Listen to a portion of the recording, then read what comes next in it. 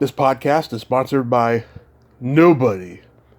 Hey dudes, welcome to Splat from the Past, the only 80s themed horror sci-fi show where things can get totally radical. Now today we are going to take a trip to Tromaville. We are going to be talking to one of the stars of the 1986 Lloyd Kaufman Troma cult classic, Class of Nuke Em High, Anthony Ventola, who played George in that movie.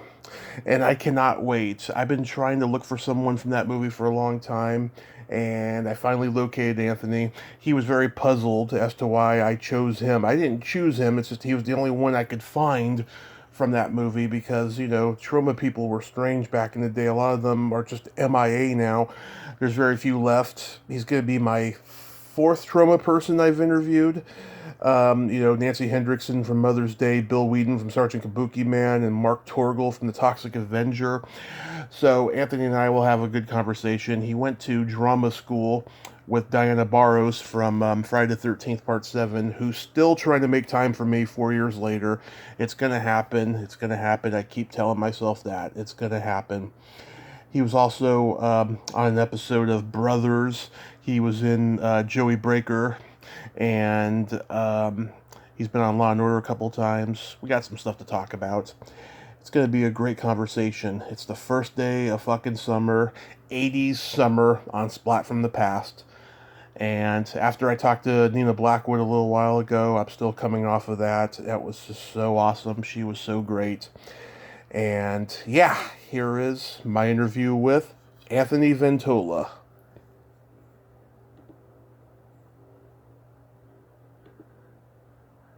Hey, Anthony. Hey, that's better. Yeah. Yeah, that happens all the time. Yeah, weird internet issues. Well, Yeah.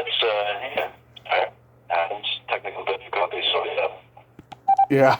yeah. Welcome to the show. How are you today? I'm good. How you doing? I'm pretty good. Pretty good. It's the first day of summer. I can't complain. Yeah, it's the first day of summer, officially. Thank God, yes. It's the best time of the year. I agree. Well, this is such a great honor. Thank you for taking the time today. Of course. Where are you? What part of the world are you? Redding, California. Okay. Beautiful. Yeah, it's beautiful over here. So, going back... in the Jersey area. Yeah. In New York City. What part of Jersey? Northern New Jersey, Bergen County. It's where I was born and raised. A lot of Class of Nuke Em High was actually shot here in Jersey. It was always convenient for me. Yeah, I've talked to a couple people from Red Bank. Oh, nice. Yeah, Red Bank is a beautiful town. Yeah, Jersey gets a bad rap sometimes, but it really has beautiful beaches and mountains and lakes. It really does. Nice. People don't know. I guess that's a good thing if they don't know. But they do know because it gets crowded. Also. Yeah. So, going back in time, did you gravitate toward acting early on in your childhood? Yeah, I did. Since high school, I always wanted to get into it. I was a funny kid. Funny I am now anymore. And I always seemed to make people laugh, and I always enjoyed making people just... So then I decided to turn into acting because I always loved movies and, like so many people. And then I started going to acting class, Stella Adler in New York City. Oh.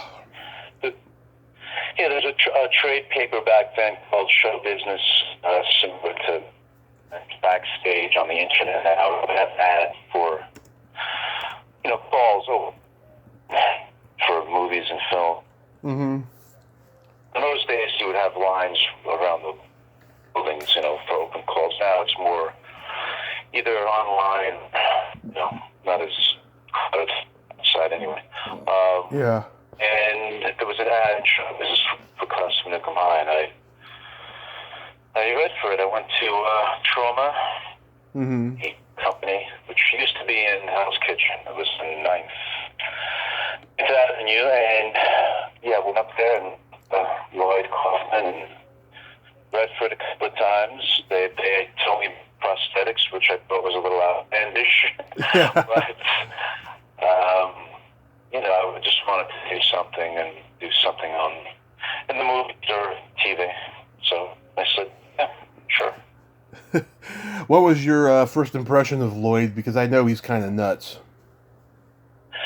I think he got progressively nuts as the years went on. He wasn't such a cuckoo back then. He seemed to, Yeah. he's just a very ambitious guy on set, very, pretty light-spirited, lighthearted. Yeah. Whenever I see left and right at people in the industry, so Yeah. I'm bitter about the way things are in Hollywood. I mean, I don't blame him much. It's definitely changed from back then. Right. But, you can't let it get to you or else you're doomed, Yeah.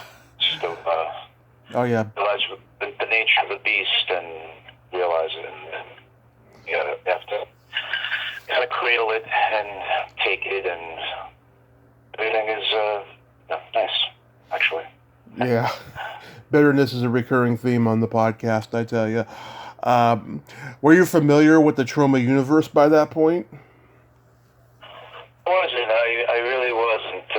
The Toxic Adventure came after Nuke Em High. It came out just before. Yeah. Yeah, I think that's, so I didn't hit that Toxic Adventure game yet, so I didn't hear much about them. I read, the script. They gave me the script, of course, beforehand, and, it seemed silly, it seemed irreverent, and when I look at it now, it's pretty funny, actually, at some point. It must have been what I wanted to be remembered for, but I look at it as like an endearing thing. Now it's just, when I watch it, it's endearing. It's silly, it's awful, it's terrible. I was bad in it. I was, I was awful. That was the tone of those movies. I mean, the acting, Yeah. It was just about silliness and craziness. Get in and do it, yeah. Did you open the script and go, what the fuck is this? What is this? Is that what you just said? You went out there for a moment. Oh, I said, did you open the script and go, what the fuck is this? Yeah, basically. I mean, I was younger. Not that just because I was young, not that it means that I was an idiot. Because you don't have to be young and stupid. But I thought it was silly. I thought it was stupid, and I knew what I was getting involved with. But you run with it, and I'm glad I did it. I don't regret doing that movie. I mean, it's for what it is, for genre. I mean, to be in an 80s film alone, that's something to do. I mean, Yeah. It's not one of the great 80 films that look like Breakfast Club or Karate Kid or Blue Lagoon or Top Gun or all those 80s movies. But it's still a piece of what the 80s were. Absolutely. And they were making, what kind of silly, stupid movies they were making it. So what's I don't think they do movies like that anymore. I mean, I think they try maybe a little harder these days. But see those. I guess it's a good thing. Yeah. So what stands out to you as far as filming goes? It's always the screenplay. I mean, that's the number one thing. To be able to put the written word on screen and come out as intended originally. That's the content of the film. I mean, I'm not into the computer-generated effects. I mean, the time and place. It's all that. It's all superheroes. It's all about having special power. It's just the same movie over and over again. But if you have a good screenplay without characters, really interesting characters, that's what I love about film, that it could express the human condition. And I think that's lost in a lot of the computer-generated superhero movies today. Yeah. Oh God, don't get me started on those. Well, it's an interesting topic. I mean, I've always loved. Was it a fun set with laughter all day? Say it again. Was it a fun set with people laughing all day? Oh yeah, it was definitely. Yeah, provoking. It's just that the crew tried to figure out the angles and where to shoot it, and the actors would be hanging out and laughing and looking at our weird. It was definitely a good time. It was. I remember shooting on a rooftop in one of the high schools, perhaps, and actually it was a Catholic school. Yeah. Throwing desks and things off of the roof, and it's just fun. What was the toxic waste made of? Made out of? Yeah. No, I remember the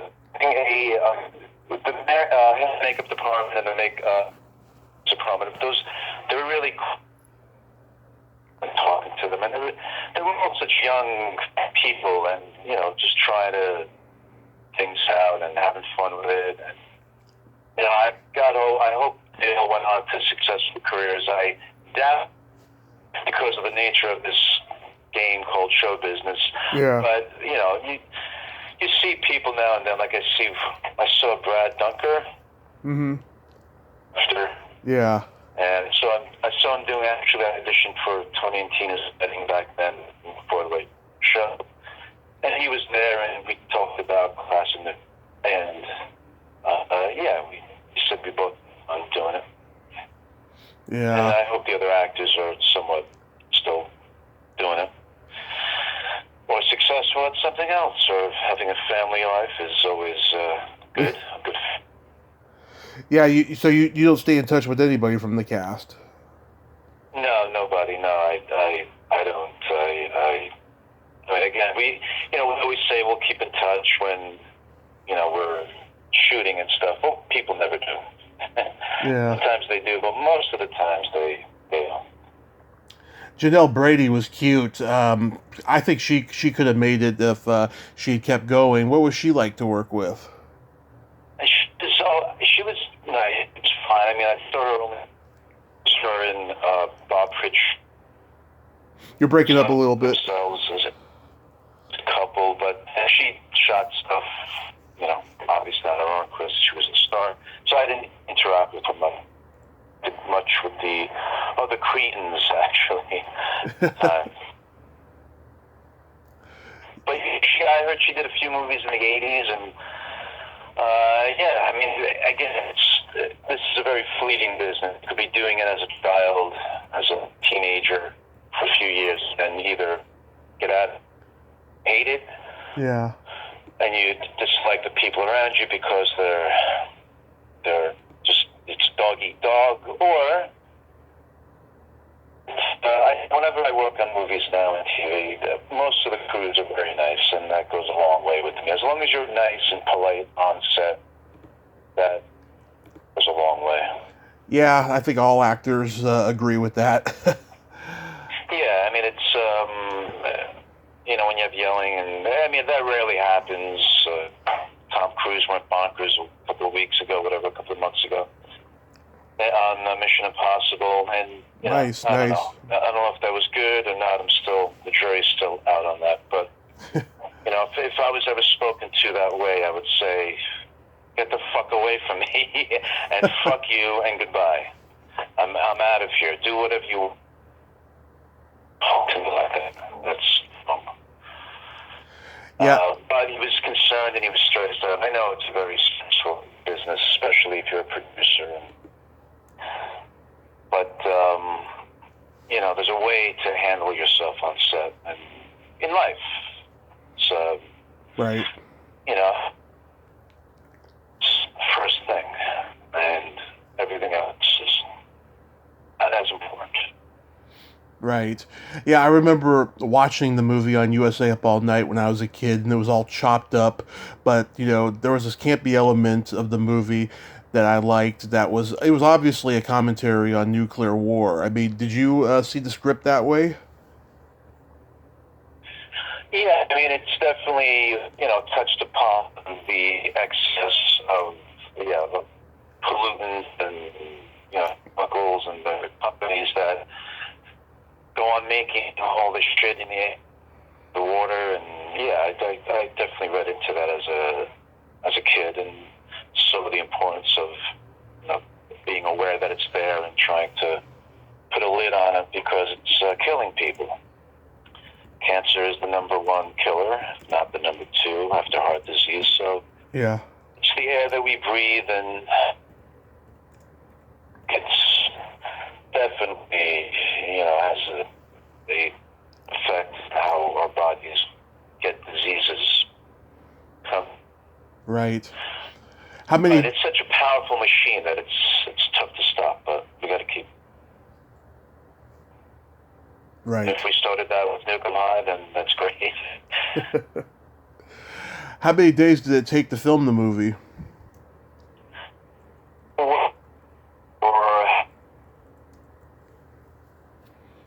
Hello, you're breaking up.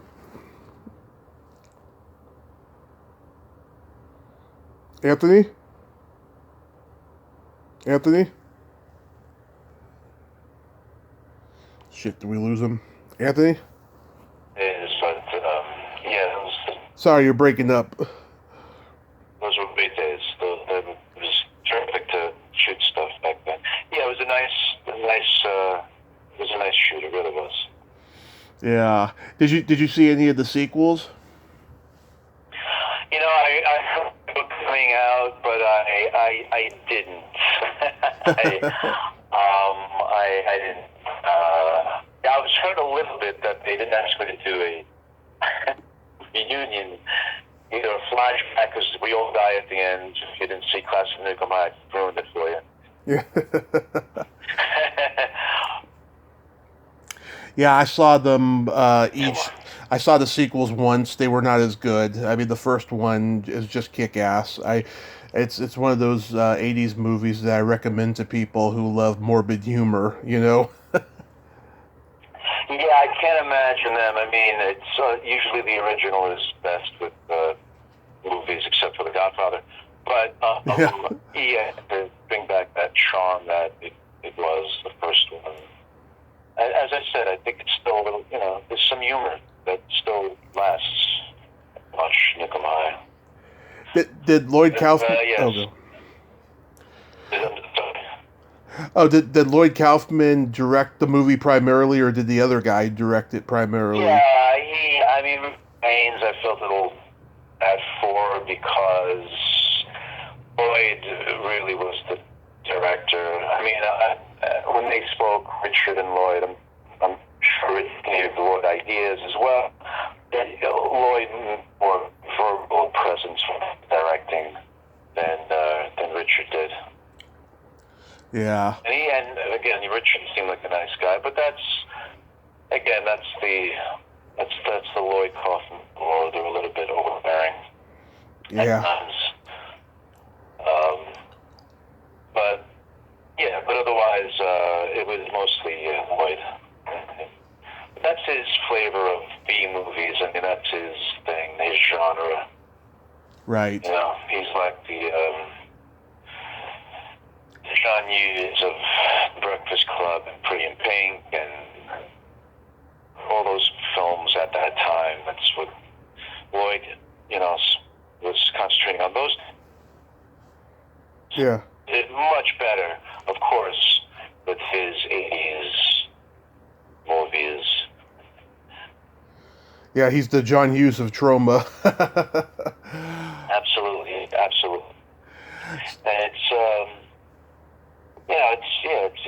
it's fun. It's a good business, and I hope with the COVID thing, it'll bounce back. I mean, it's crazy out there, but Yeah, it's starting to bounce back. yeah, I mean, it will. I mean, many movie sets, and it's it's very COVID. They won't do it if you're wearing a mask, so it's then you got to take a mask off when shooting. Yeah. Unless the story involves having a mask, and they try to incorporate COVID these days into some storylines on television and film.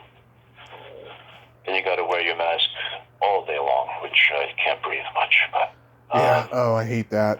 Yeah. Yeah. No, there were no pandemics in the 80s, not that I know of anyway. Well, class of Nuke Em High is kind of a pandemic. Yeah, true. True that, yeah. So after that movie, did you audition or get any offers from any other Troma films? They may have, I think they offered me some film afterward, but I said no. That, with respect to those kind of movies, that's not what I want to do, and those are, again, there's nothing wrong with those, but I like my work to be a little bit better, a little bit elevated in quality. And Yeah. Nuke High films, yeah. I mean, it's. But I did continue. After that, I started doing just to be on sets and background work. That time, I did the first Crocodile Dundee. I was in Heaven Help Us. I've been working on the background actor. Okay, I love Heaven Help Us. Tell me about that set. Yeah. Oh, that was so much fun. It was 87 or 88 that got it off because they shot movies for like 2 months. Now they do it in a short time usually. Mm-hmm. Just time, budget restrictions, but that was a fun time as well. And Andrew McCarthy and Kevin Dillon, Malcolm Denier, who I've interviewed, Dana Hill, who I've interviewed. Malcolm was the sweetest guy. Dana Barron, I mean, yeah. Actually, Andrew McCarthy was nice also. He came up to us and introduced himself. And, Jay Patterson. I love doing period pieces, and we're fun doing a period piece. Jay Patterson, I've talked to him too. He's a really nice guy, not like his character in the movie. Kevin Dillon? Jay Patterson, who plays the brother Constance. Jay Patterson, yes. Yeah. The teacher, the evil teacher. Yeah, no, yes, he was a nice guy. And John Hurd, yeah. There's a lot of big names in that film. And it came and went. It was out for only a few weeks. It didn't do too well at the box office. And, Michael Dent was the director. I actually saw him a couple of years ago on some other set. And I told him, I said, hey, I worked on your first movie as a background actor, but unless I was in it. And because that was his first movie, and he continued to direct later. He directed a lot of Wonder Years. And so we got to talking, and he said, you know who also did background on Heaven Help Us? I said, who? He said, Aaron Sorkin was one of the kids. Really? Oh, wow. Incredible. I did not know that. I didn't know that either. I mean, you don't know where his careers are going to lead to or not lead to. And then I saw Aaron Sorkin, ironically, a couple of years ago when I worked on the trial of Chicago 7. Again, as a background actor. I do a lot of principal, but I also do background work. And I told him, I said, do you know who Michael Binner is? He said, yes. I just saw him, and he told me that you were on Heaven Help Us. That was your first movie. And he said, it was. I said, well, hey, I was on that set as well. That was one of my first movies. Yeah. He appreciated, he basically said, all right, get beats, basically, after a second or two. I could see that he did appreciate that. We have some history together, albeit we're very tiny. You see people throughout the years, and you see the same faces, and it's fun. It's still fun for me, so I still do it. That's good. Yeah. So you're in the back. So you're in the background of like the classroom scenes in that movie. Absolutely. Yeah, and Heaven Help Us. Yeah, you can see me at the school dance. Okay. They're at the candy store. Yeah, I mean, it's fun only because I see myself so young, and it brings back memories of shooting that stuff. And I've been doing this for a while, and my career is not top notch, but I've had some good stories, and I've good times, and it was well worth the ride. Did you play? So the ride's not over. Yeah. Did you play a delivery man on Brothers? I did. Wow, you really did your investigative reporting here. Yeah, that was my first speaking part, and that's how I got into the Screen Actors Guild, actually. I've talked to Brendan Maggart. Yeah. You what? I talked to Brendan Maggart. Oh, really? Yeah. Nice. Yeah, that's, they were all so sweet to me, because I kind of, a friend of mine knew the producer of the show, Gary Nardino, and I wrote him a letter. At the time, we wrote letters. And he actually answered. He said, I can't help you out there in New York, but I'm doing a show called Brothers in Los Angeles. If you want to make your way out here, I'll give you a line or two, and this way we could Taft Hartley you into the Screen Actors Guild. I said, of course. So I flew out there. It's my first time in front of a studio audience. Paramount Pictures, and it was exciting. We shot 2 shows, Paramount, and that was my first line. Then I got into the Screen Actors Guild, and because of that, I make a living doing TV still, and I still go on auditions. That will be a commercial coming out any day now. I did a Law and Order SVU, so played a part in that. I know what act City hasn't, but nonetheless, I did the Deuce on the Deuce. James Franco gave me a line or 2 on set. So crazy stories going on, and everybody's human, so it's whenever you go on set, they always say, "Don't talk to the principals. Don't talk to the principals." But I say, why not? Yeah. If there's a principal actor next to me, I mean, I'm gonna maybe talk to them, just like if it's anybody else that I work with, just like anything else in life. Right. And most of the time they'll start. Yeah. Talk small talk. Why not? I know. I don't get that. I don't get that shit. I really don't. Yeah, there's this hierarchy on the set. Hollywood wants to be the free-spirited community, but they're stringent on certain things. Things they want to be stringent on. Right. That makes them comfortable. That makes them comfortable. But hey, you could talk about this for the next 6 hours. Yeah. I don't know if the airwaves have all that time. I was curious. You had a part in Joey Breaker. Yeah, I was a waiter, and I had a couple in my career. And the scene that I shot that one of the people at the table that I was the waiter to was Michael Imperioli. It was one of his first parts. Playing I think a writer. He was a writer, not this agent, Joey Breaker. Yeah.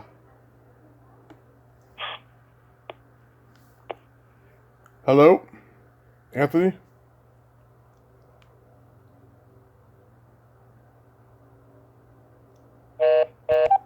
Alright. Try to get him back. Yeah, we signal faded. It happens.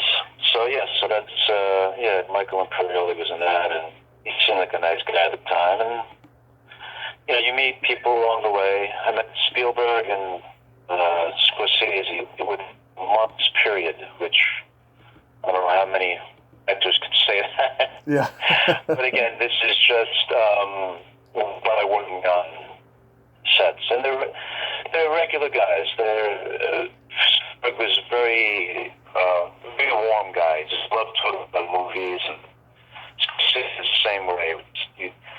If you talk about the subject, these people talk about it like a friend for hours. They'll sit there and they'll talk to you.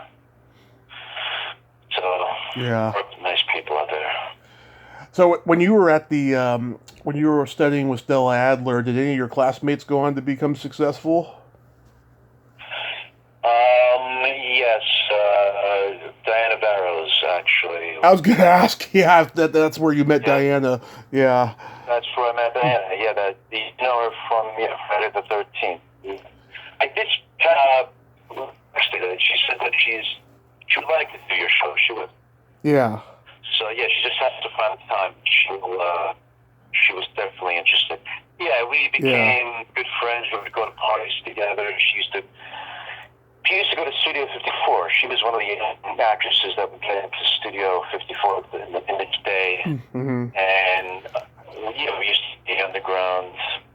I met the original Annie through her because she was in the original Annie. Roseanne Sorrentino? It was Andrea McCardle. Oh, that's right. Original Annie. And yeah, it was fun to know Diane, and I wish we would have kept in touch through the years. We just started to talk again actually like a year ago. Looked each other up and talked for hours and hours. Yeah. Because we were both young actors, and at the time going to school, it was a great school. It was very strict, very method. Or should I? Yeah, it was method, and it's if it works for you, it works. If not, they would make students cry on stage. That's how strict they were. Yeah. Sometimes, but that was the time. They didn't hold back. It was a really powerful acting learning experience. Right. You mentioned before. Yeah. You mentioned before about doing the new Mission Impossible and that commercial that's coming out, but do you have any other upcoming projects? The Geico commercial should be out. Still auditioning. I have an agent in Jersey, Stephanie Field. I have a manager in the city, Ingrid French Management. So they're getting me out there. Mm-hmm. And I'm still in the game, and it's I don't expect to be a star. Yeah. I don't want to be a star. Of course, that's absurd. When I was first starting out many years ago, you want to be a star. You look for the most, most top tier in this field. Yeah. But it's not going to happen. It's timing, and it's all. It's not even just timing. It's also talent and luck, and it's not even tangible. It's not even tangible. Yeah. Be successful. It haphazardly happens. I'd rather talk. Yeah. I'd rather talk to journeymen such as yourself than stars, because I'll tell you, stars frickin' are guarded. They don't have nothing much to share. They give everyone the same interview they give everybody. I love talking to journeymen like you because you're very humble and you got great stories. Oh, thank you. Thanks, Tommy. I appreciate it. Absolutely. Yeah, there's a lot of nice people out there, and that are still doing it after so many years. And this is a path that we loved. This is what a passion for. And as long as you're always doing it in some capacity, then you're doing it. Yeah. That's how it is. You don't have to have a big head and read something every 2 minutes. And, there are many character actors that I see often in the city that work consistently. That you see on TV, it's a familiar face all the time. Right. That's a great career to have. That's a terrific career to have. Right. You don't have to be so famous. People in the business know you, so you'll keep working. You'll do good work. Mm-hmm. In acting and sites, I always try to get better. I think I'm actually not bad. Not to be so egotistical, but I think I'm the greatest actor in the world. But I'm not that. I have a lot of convincing moments that you can't see the acting. That's what acting is. If you can't see people acting, that's good acting. Well, look at Ned Beatty, who just passed away. He was a great character actor, and he was in everything. This guy, oh man. Yeah. I liked him. He's the best. Right. He's a really good character actor. He became more famous than a regular character actor. He almost was a star. Almost, yes. TV star. Yeah, and he wasn't a big box office name, but he worked consistently on a lot of films. like John Cazale and Alpha and Conversation and the Deer Hunter. I mean, he's not in the business anymore because he died young, unfortunately. But oh yeah, so he was one of the great character actors. absolutely.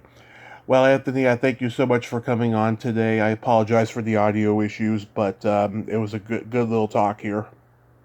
Pleasure, Tommy. Really, let's do this again in another 35 years.